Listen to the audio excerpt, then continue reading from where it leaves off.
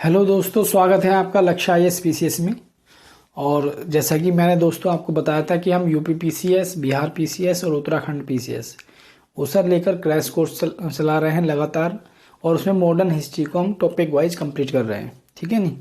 उसी में आज आज मतलब उसी क्रम में आज अपना जो लेक्चर है वो भारत में अंग्रेजों द्वारा जो सुधार कार्य किए गए, भारत में जो आपके पास प्रशासनिक या सामाजिक सुधार किए गए अंग्रेजों के द्वारा, तो उसे हम पढ़ेंगे। इसमें हम आपके पास प्रशासनिक जो कार्य थे, मतलब आपके पास जो सुधार कार्य थे, जैसे जिसमें आपके पास न्याय व्यवस्था है और आप पुलिस व्यवस्था है, सैन्य व्यवस्था है, इन सारी चीज़ों को हम पढ़ेंगे। और सुधार कार्य में एक और हम चीज़ को एक्स्ट्रा पढ़ेंगे, रेलवे को, जो ब्रिटिश टाइम में, क्योंकि रेलवे ने एक महत्वपूर्ण भूमिका निभाई भारत के एकीकरण में और ब्रिटिश साम्राज्य को भारत में स्थापित करने में, तो रेलवे को भी हम पढ़ेंगे, ठीक है नहीं। तो इन सारे चीज़ों को हम जल्दी से जल्दी कवर करेंगे। तो ये अपना टॉपिक जो है भारत में अंग्रेजों के जो सुधार कार्य हैं वो टॉपिक अपना कंप्लीट हो जाएगा, ठीक है। आपको बोर्ड पे वैसे तो मैं टेलीग्राम चैनल है अपना, जो डिस्क्रिप्शन बॉक्स होता है उसके नीचे टेलीग्राम का लिंक दिया होता है, तो आप टेलीग्राम ज्वाइन कर सकते हैं, टेलीग्राम चैनल। वहाँ पर आपको वीडियो भी मिल जाता है और इसकी पीडीएफ भी मिल जाती है, तो आप पीडीएफ से नोट भी कर सकते हैं और साथ साथ वीडियो देखते हुए भी नोट कर सकते हैं। जैसा आपकी इच्छा हो वैसा नोट कर लेना। और टॉपिक वाइज अपना हिस्ट्री कंप्लीट हो जाएगा। जो भी आपको टॉपिक चाहिए वो टॉपिक एकदम पढ़ सकते हो आप, ठीक है। टॉपिक वाइज कराने का एक बार मैं फिर दोहराता हूँ, मेरा उद्देश्य केवल यही है कि अगर हम वन लाइनर की अगर प्रैक्टिस करेंगे तो उससे हमारा एक क्वेश्चन तैयार होगा। और टॉपिक वाइज हम चीज़ को करते हैं तो उसके हम सारे जो भी उससे संबंधित मतलब क्वेश्चन बनेंगे उस टॉपिक से संबंधित, उन सारे क्वेश्चंस को हम कवर कर लेंगे। इसलिए टॉपिक वाइज मैं ये चीज़ें करा रहा हूँ, ठीक है नहीं। हिस्ट्री हम हिस्ट्री करा रहे हैं, फिर ज्योग्राफी कराएंगे, फिर पॉलिटिक्स टाइप से। और अपना जल्द ही वन लाइनर में जो है एक पूरी श्रृंखला शुरू होगी, जिसमें हम कोशिश करेंगे कि 200 से 300 क्वेश्चन कराने की हर सब्जेक्ट के, हिस्ट्री के भी, जो पिछले एग्जामों में आए हुए हैं और जो एग्जाम के हिसाब से महत्वपूर्ण है, वन लाइनर की फॉर्म में उसे कराने की कोशिश करेंगे, ठीक है नहीं। वो जल्दी शुरू करेंगे हम। तो इसलिए चैनल को आप अच्छे से अच्छे जो है देखें, नोट्स करें, अपने नोट्स बनाएं। और अगर आपको प्रयास मेरे अच्छे लगते हैं तो चैनल को सब्सक्राइब करें और वीडियो को ज़्यादा से ज़्यादा लाइक करें, ठीक है नहीं। हम पढ़ेंगे ब्रिटिश सरकार के सुधार कार्य। तो ब्रिटिश सरकार के सुधार कार्य में पहला सुधार कार्य है रेलवे। तो रेलवे में पहले आपको ये पढ़ना है क्यों लाया गया रेलवे डेवलप क्यों किया गया ब्रिटिश द्वारा। तो रेलवे इसलिए डेवलप किया गया क्योंकि अपने साम्राज्यवादी हितों को पूर्ति के लिए, यानी कि ब्रिटेन के साम्राज्य के विस्तार के लिए, ब्रिटेन के साम्राज्य की मजबूती के लिए। क्योंकि आपके पास ब्रिटेन में औद्योगिक क्रांति हो रही थी आपके पास, तो वहाँ औद्योगिक क्रांति के लिए कच्चे माल को अब लाना था। तो भारत से कच्चे माल को ले जाने के लिए, तो जो कच्चे माल के क्षेत्र थे उन्हें बंदरगाह तक जोड़ने के लिए रेलवे ने महत्वपूर्ण कार्य किया। तो वहीं ब्रिटेन से जो निर्मित माल था, जो ब्रिटेन से औद्योगिक क्रांति के अंतर्गत जो बनी हुई वस्तु आती थी, निर्मित वस्तु आती थी, कपड़े आते थे, उन्हें भारत के छोटे से छोटे बाजारों तक पहुँचाना, ये भी रेलवे का एक महत्वपूर्ण कार्य था। और सेना के आगमन के लिए, यानी कि अगर कहीं पर अंग्रेजों के विरुद्ध कोई विद्रोह हुआ है या फिर अंग्रेज किसी राज्य को जीतना चाहते हैं, तो सेना के जल्दी मूवमेंट के लिए रेलवे ने महत्वपूर्ण कार्य किया। तो ये रेलवे को लाने के उद्देश्य थे। पहला उद्देश्य अपने साम्राज्यवादी हितों को बढ़ाना या साम्राज्यवाद को बढ़ाना या साम्राज्यवादी हितों की पूर्ति करना। दूसरा उद्देश्य कच्चे माल की मतलब आपूर्ति के लिए कच्चे माल के केंद्रों को बंदरगाह से जोड़ना। तीसरा ब्रिटेन में तैयार वस्तुओं के लिए भारत में एक बाजार क्रिएट करना। और चौथा सेना का आपके पास आवागमन आसान बनाना, मूवमेंट आसान बनाना। तो चार उद्देश्य थे। ये चार उद्देश्य डाल देता है तो आया जो बन जाएगा आपके पास आईएएस का क्वेश्चन। टॉपिक वाइज कराने का एक फ़ायदा ये होता है, आप पीसीएस का दे लो एग्ज़ाम या आईएएस का एग्ज़ाम दे लो या छोटा एग्ज़ाम दे लो, कोई सा भी एग्ज़ाम दे लो, आपके लिए महत्वपूर्ण होगा। वन लाइनर में क्या होता है, आप केवल एक पर्टिकुलर एग्जाम की तैयारी करते हो जो छोटे एग्जाम होते हैं, लेकिन टॉपिक में क्या होता है, आपके सारे एग्जाम उसके अंतर्गत आ जाते हैं। इसलिए मैं चीज़ें करता हूँ टॉपिक वाइज कराने की, ठीक है नहीं। मेहनत तो होती है, मुझे भी काफ़ी मेहनत करनी पड़ती है, लेकिन कि आप लोगों के लिए कैसे मैं बेहतर कर पाऊँ, मेरा बस यही सोचना रहता है, ठीक है। अब बात आते हैं कि ये 4 उद्देश्य हैं, 4 उद्देश्य याद रखने। कोई एक उद्देश्य डाल देगा तो पीसीएस का क्वेश्चन बन जाएगा, कोई एक उद्देश्य डाल देगा तो छोटे एग्जाम का क्वेश्चन बन जाएगा, 2-3 उद्देश्यों को एक साथ डाल दे तो आईएएस का क्वेश्चन बन जाएगा। भारत में जो पहली जो रेल है वो आपके पास 1853 में आपके पास लाई गई, जो मुंबई से ठाणे के बीच चली थी। किसके समय पर लाई गई? लाल डलहौजी के, ठीक है नहीं। तो लाल डलहौजी के समय पर पहली भारत में रेल शुरू की गई मुंबई से ठाणे के बीच 1853 में। और भारत में सबसे ज़्यादा रेलवे लाइन का जो निर्माण कराया वो लॉर्ड कर्जन ने कराया। जो आपके पास गवर्नर थे भारत में, लॉर्ड कर्जन, उनके टाइम पर सबसे ज़्यादा रेलवे लाइन का निर्माण किया गया, ठीक है। और 2 आयोग हैं आपके पास, एकवर्थ आयोग और रॉबर्टसन आयोग। ये 2 आयोग जो है रेलवे से संबंधित है, ये आपको याद रखनी है। और एकवर्थ आयोग के द्वारा ही रेलवे बजट को सामान्य बजट से अलग किया गया था, ये याद करना है, ठीक है नहीं। अब उसका मतलब नहीं, क्योंकि अब तो फिर एक हो चुका है, ठीक है।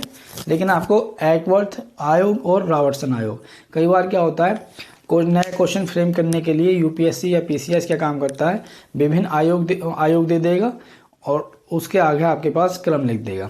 जैसे ये लिख देगा कि एकवर्थ आयोग किससे संबंधित है, तो रेलवे संबंधित है। रॉबर्टसन आयोग किससे संबंधित है, रेलवे संबंधित है। और कई बार मैचिंग करने के लिए कर देगा। तो आपको बस यही याद रखनी है, ये पीटी के हिसाब से यही महत्वपूर्ण होती है। और 2 देखो कोट कहे गए रेलवे के बारे में। पहला कोट कहा गया कि रेलवे ने अंग्रेजों द्वारा रेलवे के विकास पर उसी प्रकार खुश होना है जिस प्रकार दूसरे की पत्नी के अलंकार पर खुश होना होता है। यानी कि अंग्रेज रेलवे के विकास पर उसी प्रकार खुश हो रहे हैं जैसे दूसरे की पत्नी अगर अलंकार करती है, सज धज कर बैठती है, तो मतलब कोई दूसरा व्यक्ति खुश होता है। क्यों? क्योंकि भारत में रेलवे का निर्माण किया जा रहा है, ये भारत की संपदा है और अंग्रेज खुश हो रहे हैं, ठीक है ना, इस चीज़ के लिए। तो रेलवे के संदर्भ में ये कोट किसने कहा? ये आपके पास बाल गंगाधर तिलक ने कहा। ये आपको याद रखना है। कभी कभी क्या होता है, क्वेश्चन जो है कोट की फॉर्म में दे दिया जाता है। ये कोट दे दिया कि निम्न कथन, ये बोल दिया कथन किसका है, तो बस आपके पास नाम दे देगा। तो आपको याद रखना, जो महत्वपूर्ण कथन होते हैं उन्हें याद रखना है। तो अंग्रेजों द्वारा रेलवे के विकास पर खुश होना ऐसा ही है जैसे दूसरे की पत्नी के अलंकार पर खुश होना। ये कोट किसके द्वारा दिया गया है? बाल गंगाधर तिलक के द्वारा। एक कोट ये है कि भारत में रेलवे ने वो कर दिया जो अकबर और टीपू सुल्तान जैसे महान शासक भी न कर पाए, अर्थात भारत का एकीकरण, ठीक है नहीं। क्योंकि रेलवे से एकीकरण में मतलब आपके पास आसानी हुई। क्यों? क्योंकि जब रेलवे का संचालन हुआ तो उत्तर भारत का व्यक्ति नॉर्थ इंडिया में जा रहा है, नॉर्थ इंडिया का उत्तर भारत में आ रहा है, तो एक प्रकार से एकीकरण हुआ, दूरियां कम हो गई लोगों के बीच। तो ये जो कोट है ये किसने कहा? ये अर्नाल्ड नाम से एक आपके पास वो है व्यक्ति, उन्होंने ये कोट कहा, ठीक है। ये आपको याद रखना है कि भारत में रेलवे ने वो कर दिया जो टीपू और अकबर जैसे महान शासक भी नहीं करे, अर्थात भारत का एकीकरण कर दिया। अब ये अपने आप में क्वेश्चन वैसे बन जाएगा कि निम्न में से कौन सी एक बात रेलवे के बारे में सही है? इसने भारत का एकीकरण किया, ठीक है। एक विकल्प ये बना सकते हो आराम से। अब हम बात करेंगे सिविल सेवा की, यानी कि जो यूपीएससी होता है, यूनियन सिविल सर्विस कमीशन, या स्टेट की जो सिविल सर्विस होती है। अब हम बात करेंगे उसकी कि उसकी नींव कहाँ से पड़ी। तो एक सुधार कार्य में ये भी सुधार कार्य था ब्रिटिश की। तो आपके पास इसका उद्देश्य क्या था कि जो ब्रिटिश की नीतियाँ थीं, सिविल सर्वेंट का क्या काम होता है कि सरकार की नीतियों का मतलब आपके पास नीतियाँ निर्माण में सहयोग करना और उसे ग्राउंड लेवल पर इम्प्लीमेंटेशन करना। तो ब्रिटिश नीतियों को क्रियान्वयन के लिए तो तब भारतीय प्रशासन को मजबूती प्रदान करने के लिए या स्थायित्व प्रदान करने के लिए सिविल सेवा का क्या स्थापना की गई।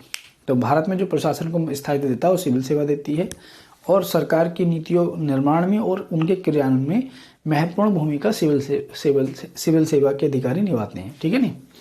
तो ये इसके उद्देश्य थे। अब बात करते हैं कि कैसे इसकी स्थापना हुई। तो लॉर्ड कॉर्नवालिस द्वारा इसकी स्थापना की गई सन 1800 ईस्वी में, लॉर्ड कॉर्नवालिस द्वारा इसकी स्थापना शुरुआत की गई सिविल सेवा की, ठीक है। क्योंकि लॉर्ड कॉर्नवालिस ने जो भारतीय अधिकारी थे उनके व्यापार पर रोक लगा दी और उन्हें अच्छा वेतन दिया और सिविल सर्वेंट के रूप में उन्हें मतलब एक प्रकार से भारत में शुरुआत की गई। भारत में जो ब्रिटिश साम्राज्य है उसे स्थायित्व देने के लिए सिविल सेवा को स्टार्ट किया गया।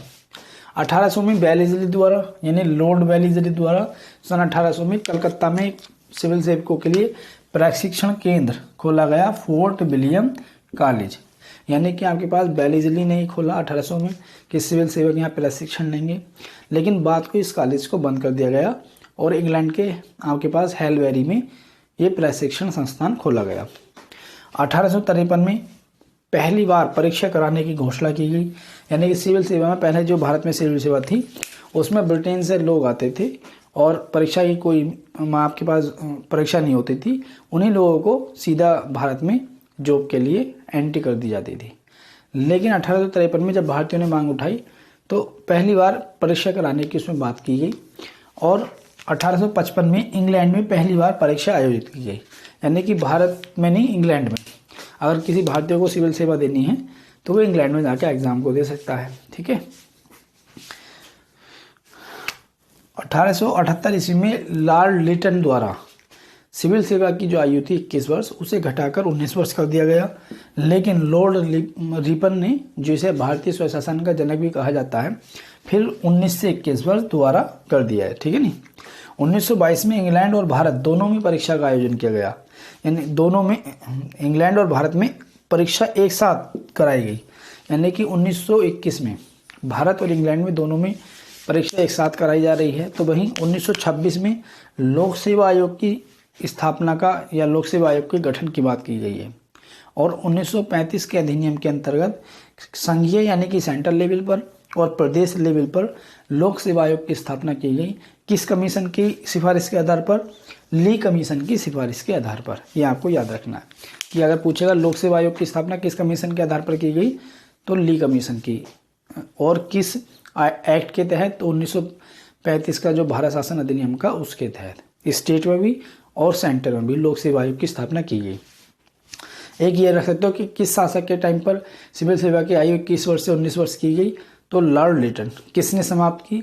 तो लॉर्ड रिपन। ठीक है। एक क्वेश्चन ये बनता है आपके पास कि पहली बार भारत और इंग्लैंड में परीक्षा कब कराई गई? तो 1855 में 1855 में पहली बार इंग्लैंड में आयोजित की गई और 1922 में भारत और इंग्लैंड दोनों में एक साथ परीक्षा आयोजित की गई।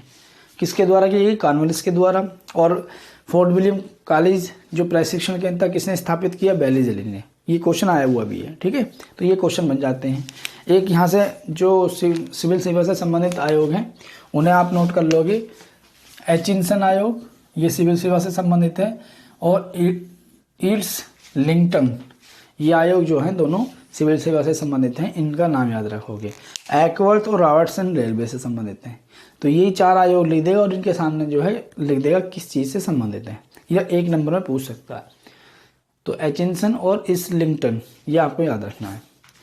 उसके बाद एक बात ये याद रखना है और एक ली आयोग। ली आयोग की सिफारिश पर तो सेंटर में और स्टेट में लोक सेवा आयोग की स्थापना की गई, तो ली आयोग भी याद रखना है।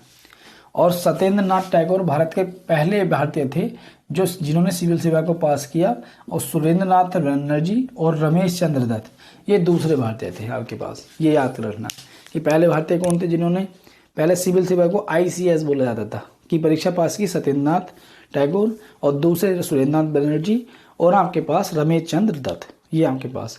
और ये 2 लोग जो है सुरेंद्र नाथ बनर्जी और इन्होंने सिविल सेवा को छोड़ दिया और भारतीय कांग्रेस में आगे पहले एक अलग दल बनाया और उसके बाद कांग्रेस में एक्टिव हो गए। बंगाल से ये आपके पास एक्टिव रहते थे कांग्रेस में। रमेश चंद्र दत्त जो है वो इकोनॉमिस्ट थे। ठीक है। उन्होंने भी फिर ब्रिटिश शासन की जो आर्थिक व्यवस्था है उसे उजागर करने में महत्वपूर्ण भूमिका निभाई। अब बात करते हैं न्याय व्यवस्था की कि आज जो हम न्याय प्रणाली देखते हैं उसकी शुरुआत कैसे हुई?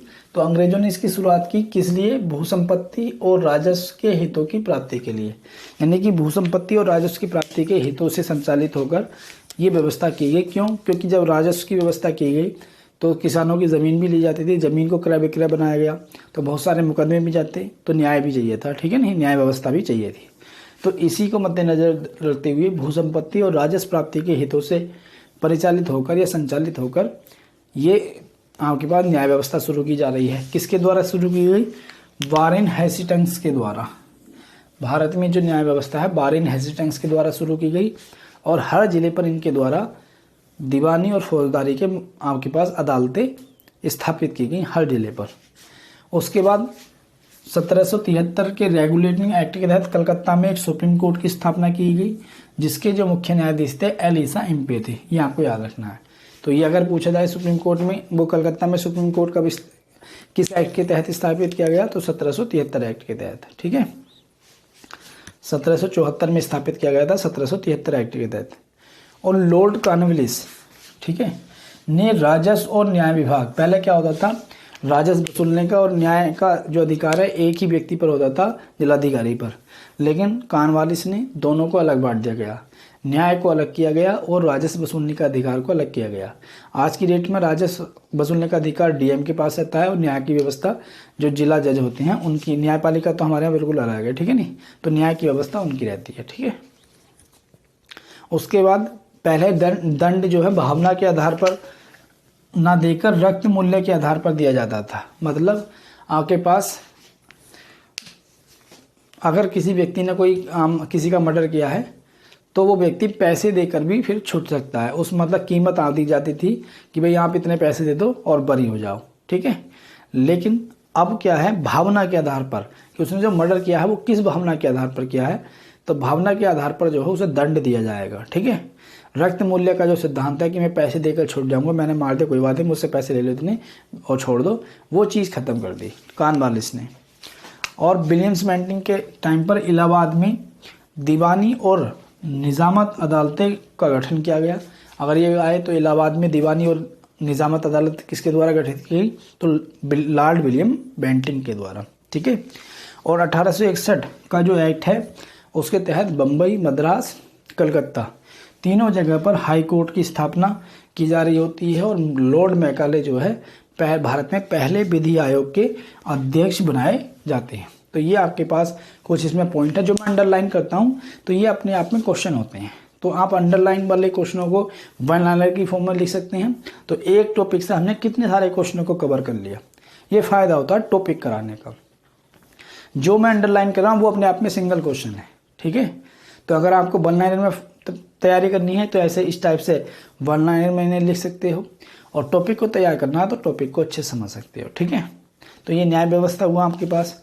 उसके बाद है पुलिस व्यवस्था। ये याद रखना है कि भारत में पहले विधि आयोग के अध्यक्ष होते लॉर्ड मैकाले, और कलकत्ता, बम्बई में हाई कोर्ट की स्थापना की कौन से एक्ट के तहत, 1861 के तहत। ठीक है, अब पुलिस व्यवस्था की बात करें तो पुलिस व्यवस्था की स्थापना जो है वो लॉर्ड कॉर्नवालिस ने आंतरिक प्रशासन को सुदृढ़ करने के लिए, यानी कि आंतरिक प्रशासन को सुदृढ़ करने के लिए, स्थायित्व देने के लिए लॉर्ड कॉर्नवालिस द्वारा पुलिस व्यवस्था की स्थापना की गई है। और 1861 के तहत जो है पुलिस में व्यापक सुधार किए गए। ठीक है नहीं, जो भी आज हमारे यहाँ भी पुलिस में जो आईपीसी है, जैसे आईपीसी 1861 से संबंधित है। ठीक है, तो जो भी सुधार किए गए वो 1861 के एक्ट के तहत। और 1902 में कर्जन के समय पुलिस सुधार के लिए फ्रेजर आयोग का गठन किया गया। बस इतना ही आपको याद रखना है कि पुलिस व्यवस्था किसके द्वारा, लॉर्ड कॉर्नवालिस के द्वारा। किस एक्ट के तहत पुलिस सुधार किए गए, 1861 एक्ट के तहत। और 1902 में फ्रेजर आयोग जो है वो किससे संबंधित है, पुलिस सुधार से संबंधित। किसके टाइम पर आया, लॉर्ड कर्जन के टाइम पर आया। तो 3-4 क्वेश्चन आराम से बन जाते हैं। अगर सैन्य व्यवस्था की बात करूं तो सबसे पहले मेजर स्ट्रिंजर लॉरेंस ने जो है मद्रास में पहली सेना का गठन किया। मेजर स्ट्रिंजर लॉरेंस ने मद्रास में पहली बार सेना की स्थापना की गई। उद्देश्य क्या था सेना की स्थापना करने का, कि भारतीय शक्तियों को जीतना। पहला काम तो ये था कि भारतीय शक्तियों को जीतना है और भारत पर राजनीतिक प्रभु सत्ता स्थापित करनी है। दूसरा, अगर आंतरिक विद्रोह हो रहे हैं तो आंतरिक विद्रोह को भी दबाना है। ठीक है नहीं, अगर कंपनी के खिलाफ विद्रोह हो रहा है तो उस विद्रोह को भी दबाना है।